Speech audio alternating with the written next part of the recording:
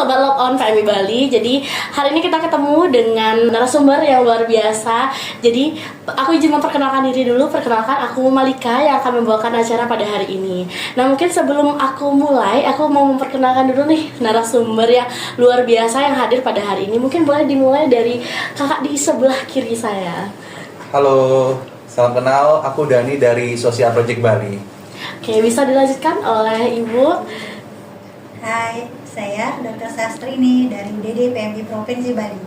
Oke, kalau dengar tentang UDD, ini udah dengar namanya ada UDD, udah pasti nih yang akan kita bahas seputar donor darah. Mungkin teman-teman juga nggak asing ya, kaitan antara PMI udah pasti kadang dengar, oh donor darah.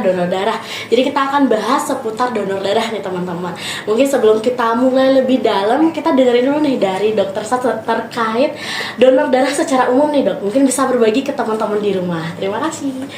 Baik, terima kasih. Saya mungkin bisa sampaikan untuk semuanya bagaimana caranya untuk berdonor, persiapan mau berdonor juga. Salah satunya syarat yang harus disiapkan sebelum menjadi pendonor itu yang pertama usia dulu. Usia minimal yang bisa melakukan donor darah itu 17 tahun pertama kali.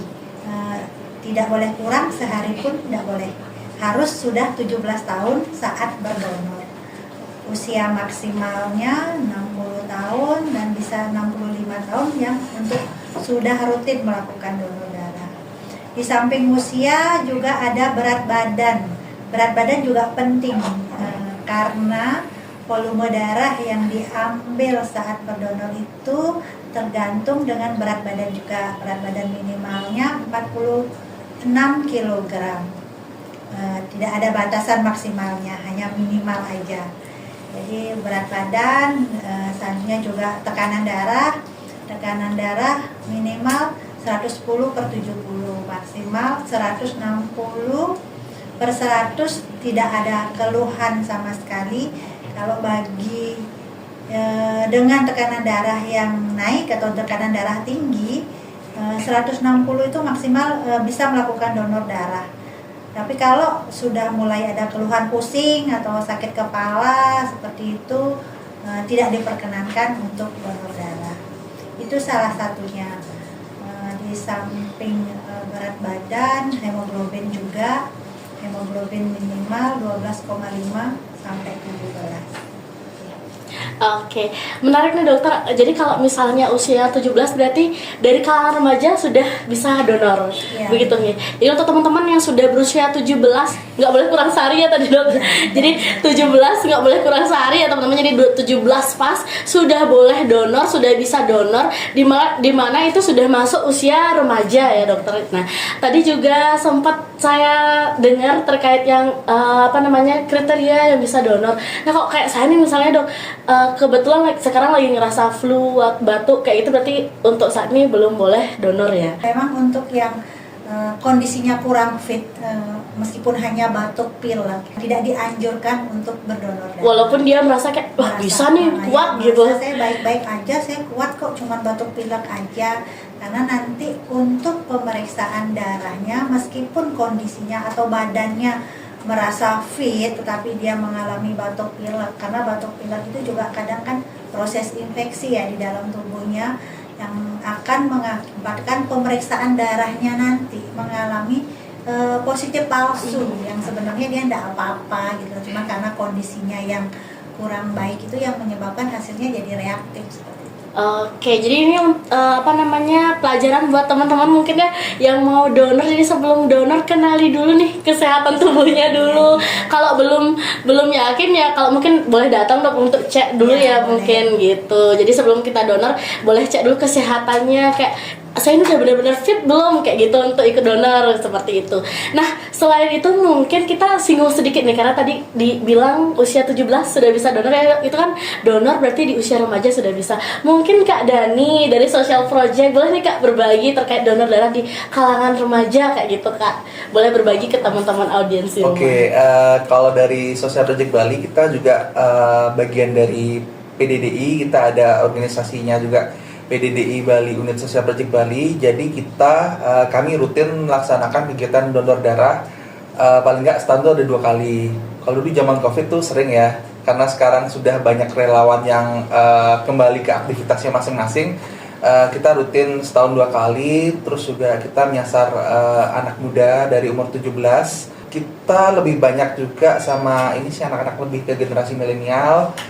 Mungkin agak susah di awal ya, karena mereka mungkin banyak takut gitu lihat jarum suntik. Tapi sering kita edukasi kalau donor darah itu tidak semenakutkan yang mereka pikirkan. Tidak seserem itu. Ya, Oke, ada nggak Kak tantangannya, khususnya ini kan karena dari usia remaja kayak gitu, ada nggak Kak tantangannya untuk menggait nih anak-anak remaja untuk berani donor?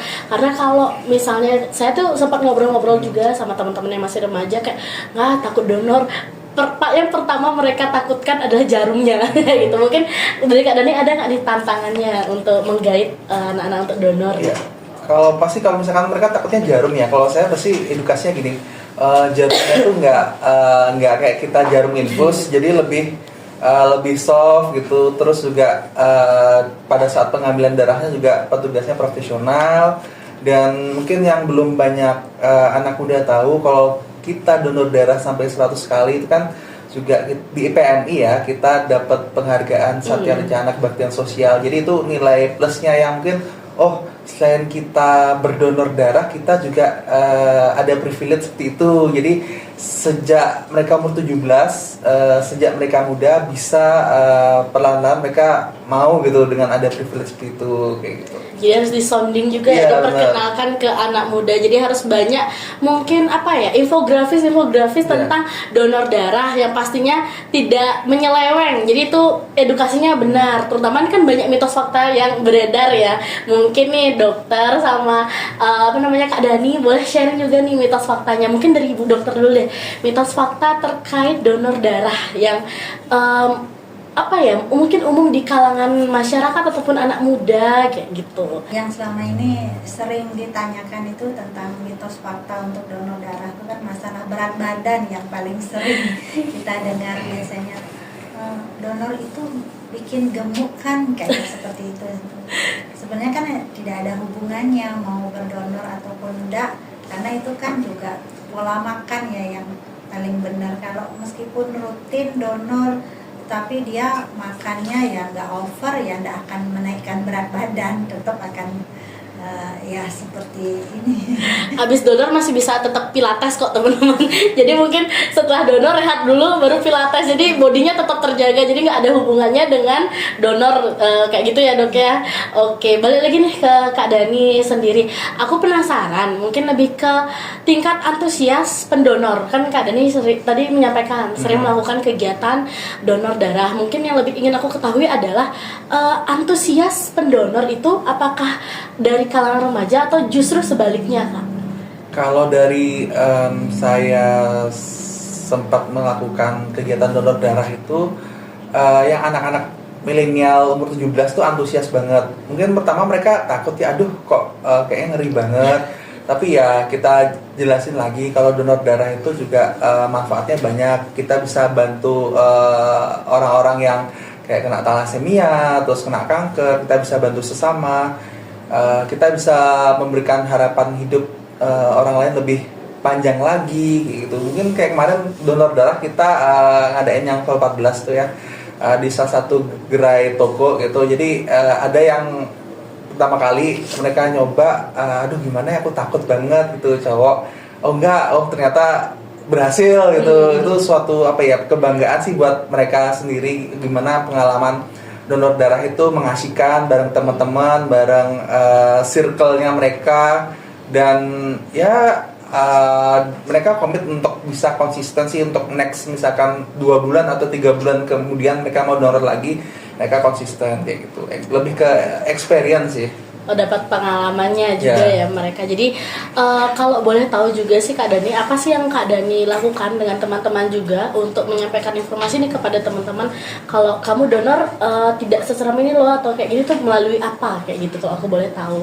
Kan maksudnya kalau misalnya tatap muka gini mereka kan nggak mungkin ketemu kakak setiap Yeah. setiap hari Yeah, gitu, benar.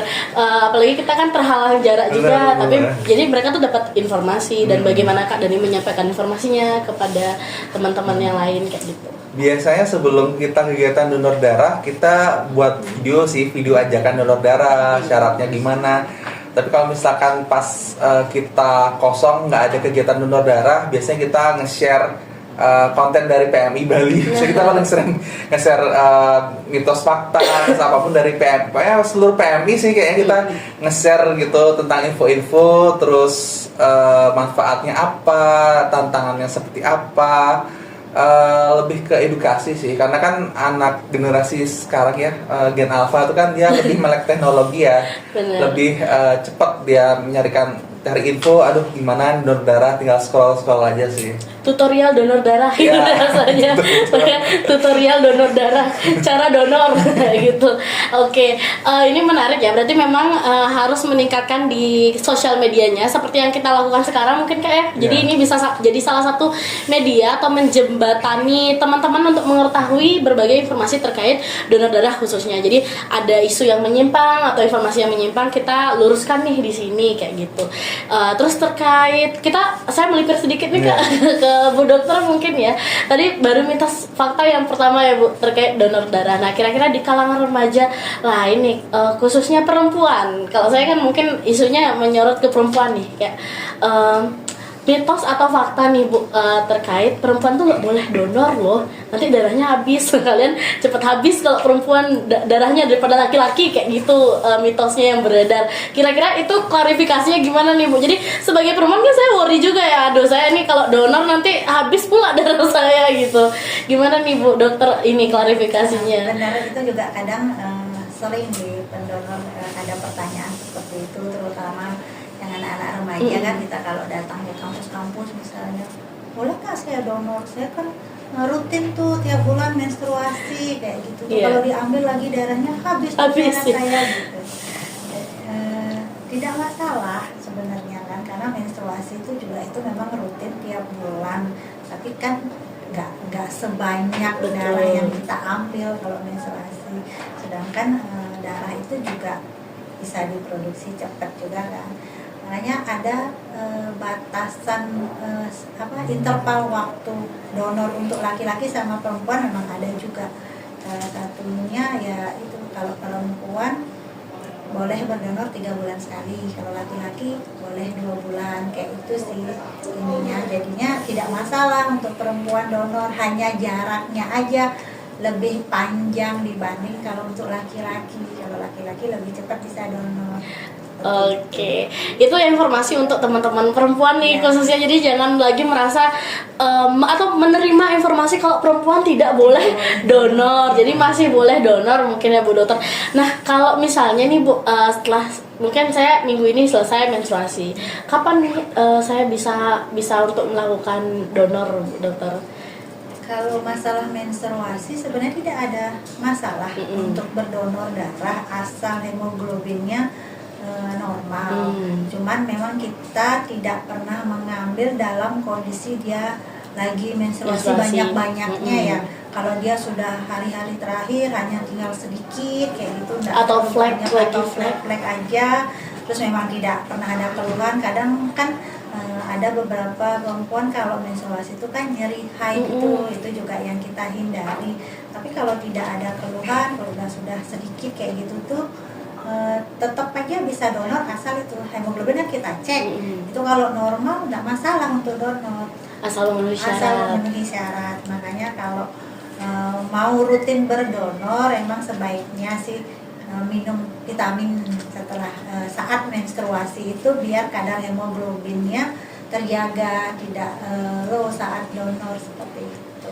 Oke, itu informasi untuk teman-teman perempuan seperti saya yang membutuhkan informasi pasti terkait wah ini saya habis menstruasi apakah saya boleh donor atau tetap boleh asalkan dengan syaratnya yang dipenuhi begitu. Jadi ya teman-teman tidak usah takut lagi untuk melakukan donor. Jadi itu bukan hal yang harus ditakutkan lagi. Terus selain itu Bu, saya sempat ini sih dengar dari teman-teman lebih ke isu aduh abis donor tuh langsung pingsan langsung tepar langsung kayak itu kira-kira karena apa ya itu Bu Dokter mungkin ada penjelasannya terkait itu karena isu-isu seperti itu ketika disebarluaskan itu mungkin yang bikin teman-teman remaja lain takut untuk nyoba donor kayak gitu enggak Kak gemeteran nanti abis donor ya kayak gitu-gitu. Ya, biasanya kan emang kadang ada terjadi setelah selesai itu sampai pingsan itu ada efek ringannya, kadang pusing, hanya pusing aja, hanya mual.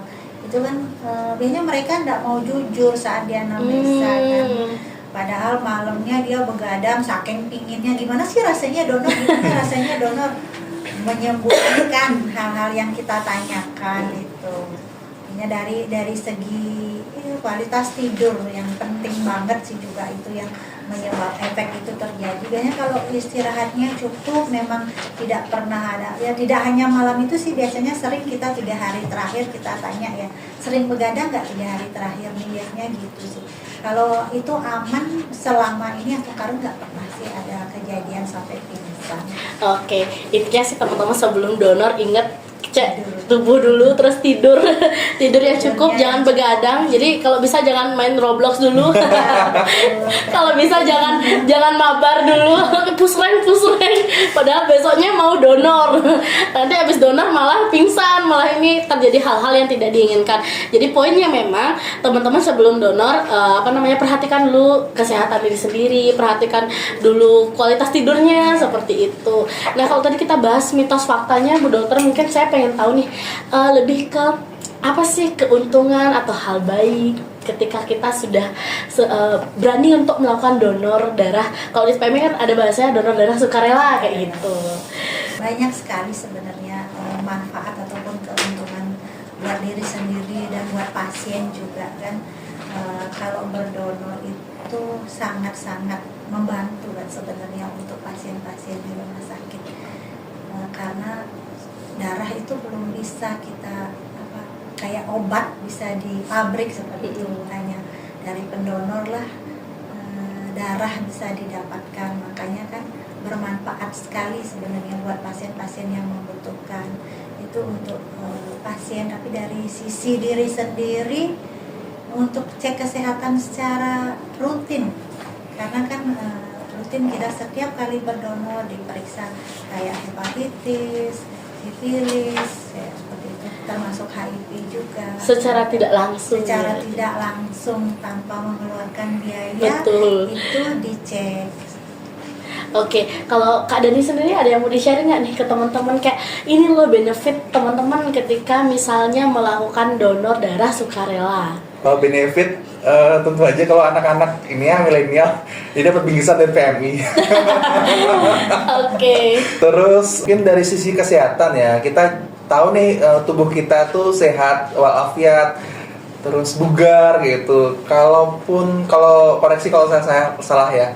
Kalau misalkan kita ada terkait kita nggak tahu nih baru pertama kali donor terus ternyata dalam tubuh kita ada sesuatu pasti kan dari PMI akan memberikan informasi bahwasanya ada terjadi sesuatu dalam tubuh kita. Jadi cek kesehatan gratis lah ya. Iya betul.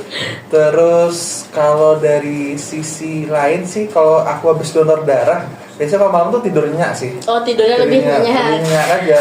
Kira-kira ada nggak gitu. hubungan aja tuh antara setelah donor bisa jadi kita tidur nyenyak setelah itu. Aku lebih seger aja sih badan habis donor darah tuh. Itu yang dirasakan yang dirasakan gitu. Terus juga mungkin ini sih lebih katanya aku baca di beberapa artikel itu kayak membuang zat besi yang berlebihan gitu. Oke, gimana Dok? Mungkin ada yang mau ditimpal ini katanya lebih segar ketika setelah donor. Iya benar yang dikatakan Mas Dani tadi. Emang kan kalau dengan berdonor itu zat-zat besi yang berlebih di dalam tubuh itu bisa kita buang atau kita donorkan. Yang membuat pendonor itu merasa segar, kan memang pendonor itu kan akan membentuk sel-sel darah baru lagi, sel-sel darah yang fresh ya. Itu yang menyebabkan ya lebih fresh mungkin rasanya, jadi Di refresh ya. jadinya di refresh semua ininya, merasa lebih enak pasti jadinya. Apalagi nih anak muda yang mereka kan sekarang nih banyak yang over activity ya. Jadi setelah donor nih diregenerasi gitu begininya darahnya. Oke, ini menarik banget ya pembahasan kita dari tadi. Harapan aku sih setelah ini banyak nih teman-teman yang mau donor lagi, mau bukan donor lagi sih, lebih ke berani untuk donor, apalagi untuk teman-teman yang baru menginjak usia 17 tahun.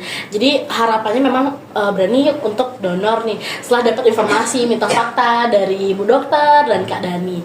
Nah, selain itu mungkin Bu, jadi kalau saya itu kemarin sempat ngobrol-ngobrol sama teman-teman, kalau di kita kan ada Forpis, ada Forel. Jadi kalau teman-teman belum tahu, Forpis itu ada Forum Palang Merah Remaja Indonesia, terus ada Forum Relawan juga. Jadi kumpulan teman-teman relawan yang ada di PM, kita sering ngobrol. Kita lebih ke menanyakan gimana sih alur yang kayak gitu-gitu Bu, alur mencari darah, terus mungkin informasi umum yang harusnya teman-teman nih tahu loh, informasi umum terkait donor darah, informasi lain lah itu istilahnya terkait alur mencari darah, terus gimana sih mengakses darah, misalnya ada keluarga atau kerabat kita yang membutuhkan darah, kita nih harus kemana kayak gitu Bu.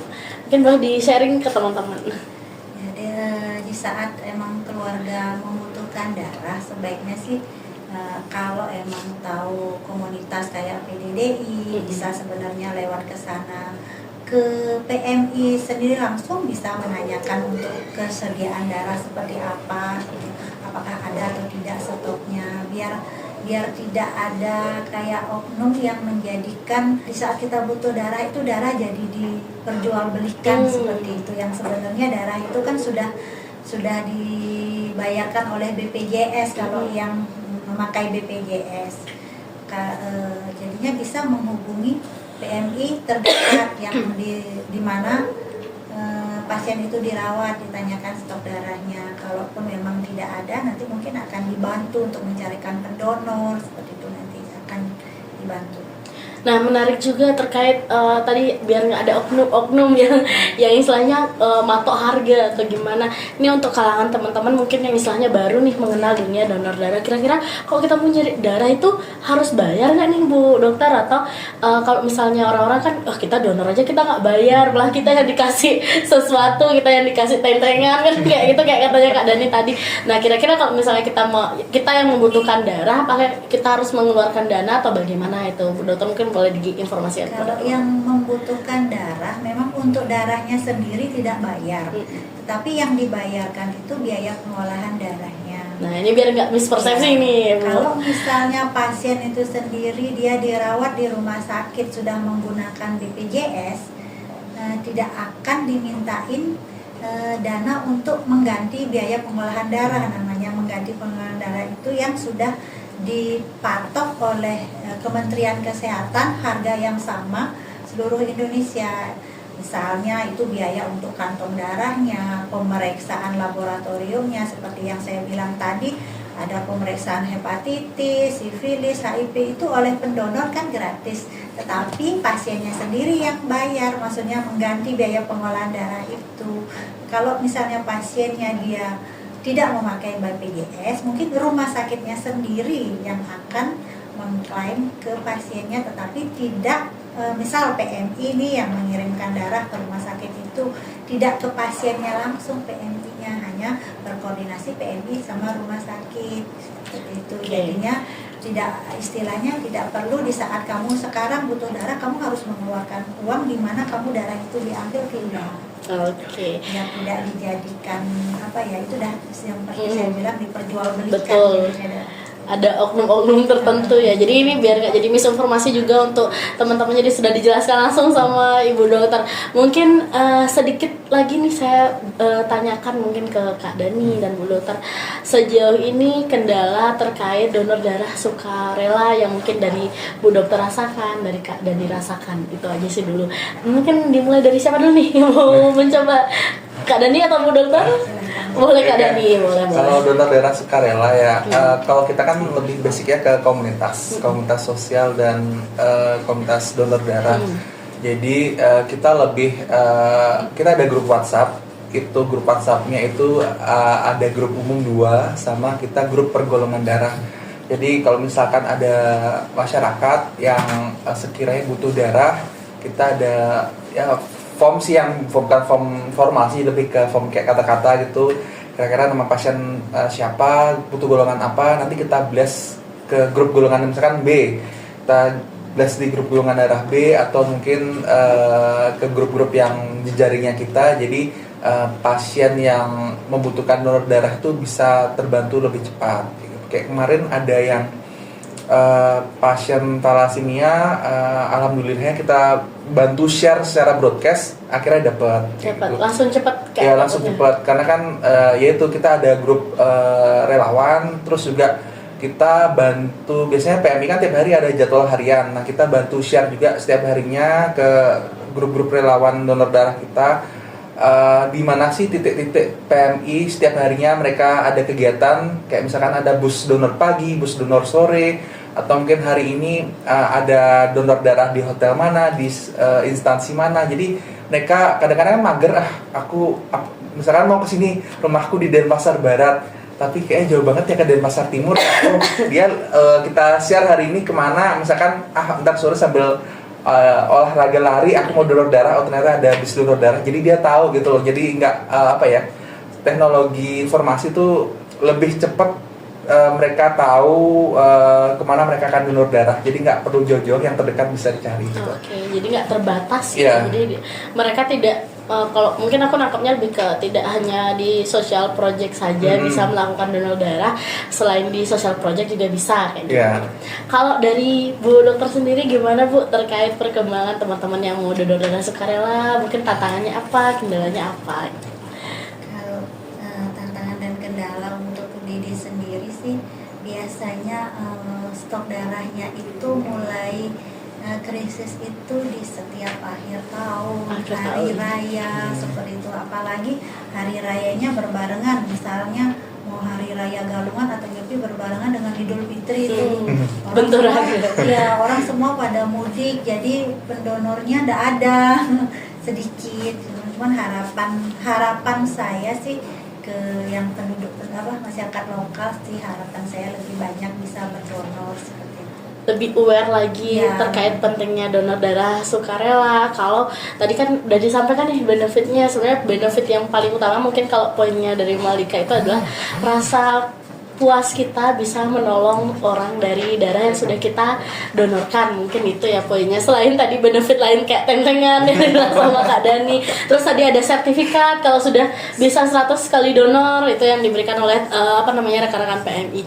Sebelum kita mengakhiri sesi kita, mungkin untuk Kak Dani sama Ibu Dokter boleh nih berbagi ke teman-teman terkait satu aja deh, memberikan teman-teman pertanyaan yang bisa teman-teman jawab. Jadi ketika teman-teman nanti menjawab, kita akan pilih ya teman-teman.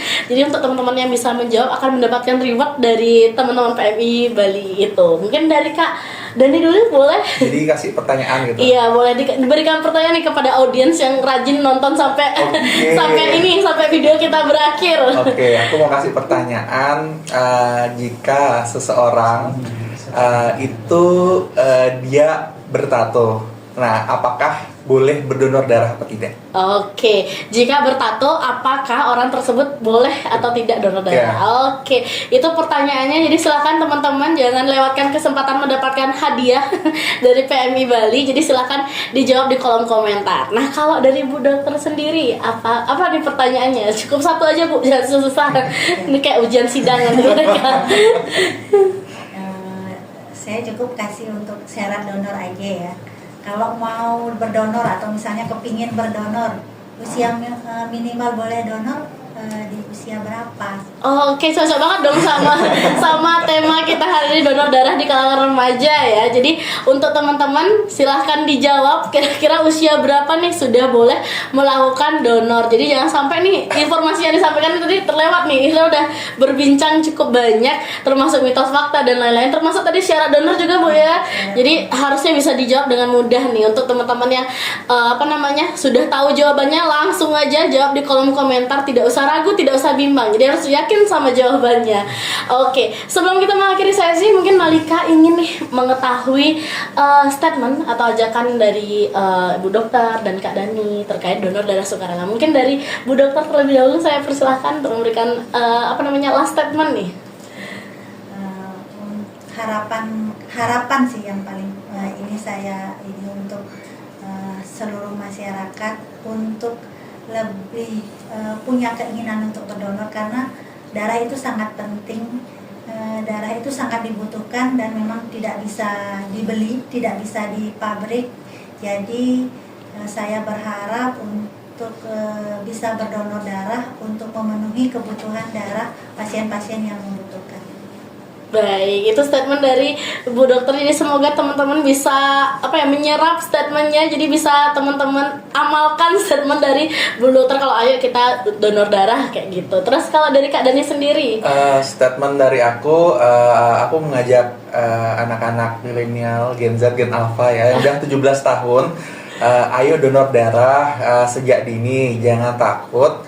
Terus kita bisa bantu banyak orang untuk memiliki harapan hidup lebih panjang.